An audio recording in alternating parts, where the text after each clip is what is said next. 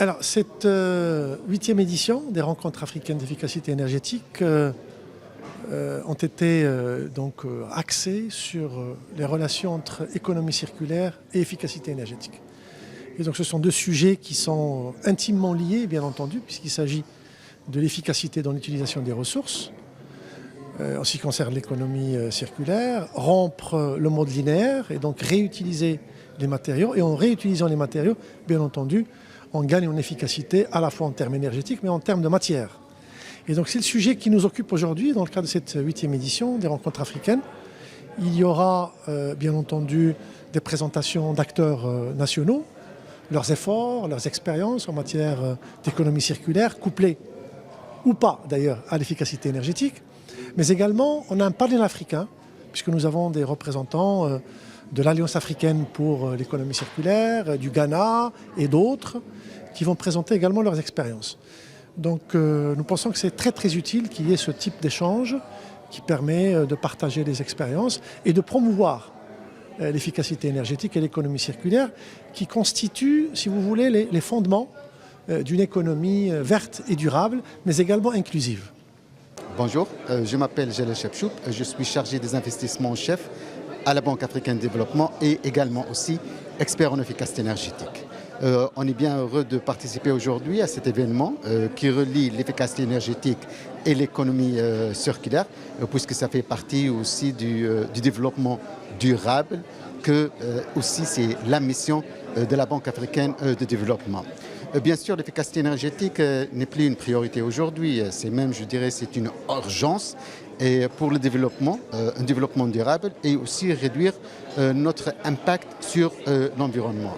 Je reviens toujours sur la question est-ce que l'efficacité énergétique nécessite un financement ou est-ce que c'est quoi les barrières?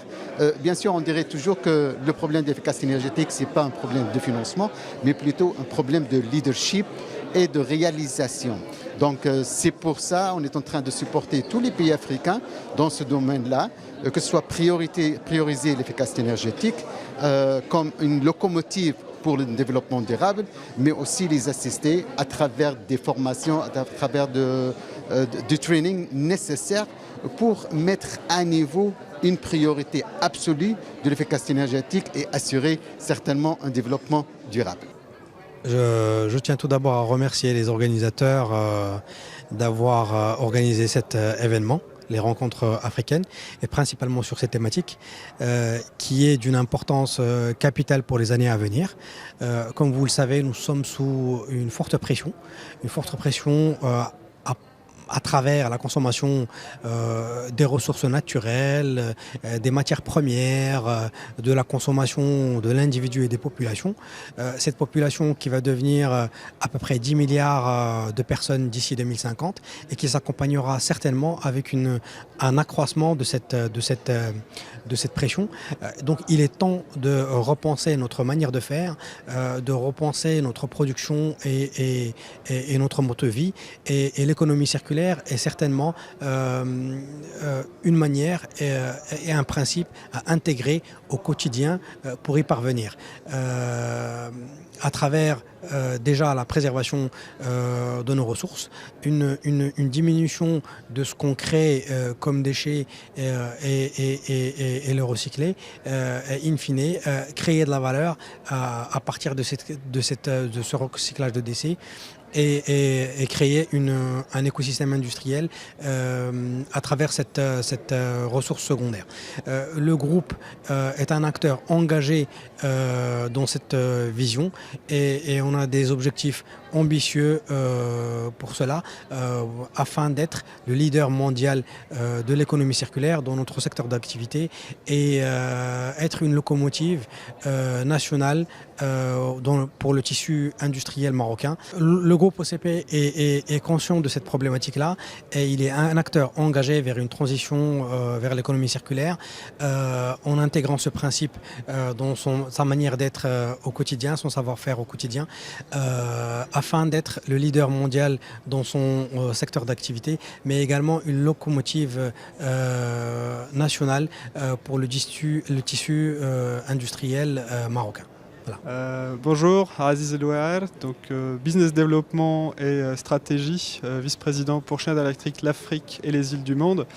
J'étais très ravi d'être invité aujourd'hui à la 8e édition de ce forum sur la circularité et l'économie durable.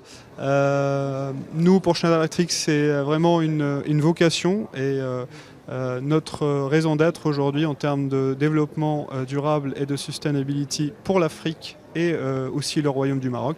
J'avais exposé un peu les solutions que Schneider Electric met à disposition en tant que consultant sur l'aspect sustainability et l'économie durable, mais aussi sur l'aspect équipement, circularité et aussi dans l'exécution de ce qu'on fait avec une couche digitale qui est une solution aujourd'hui EcoStructure et qu'on arrive plus ou moins à l'utiliser comme étant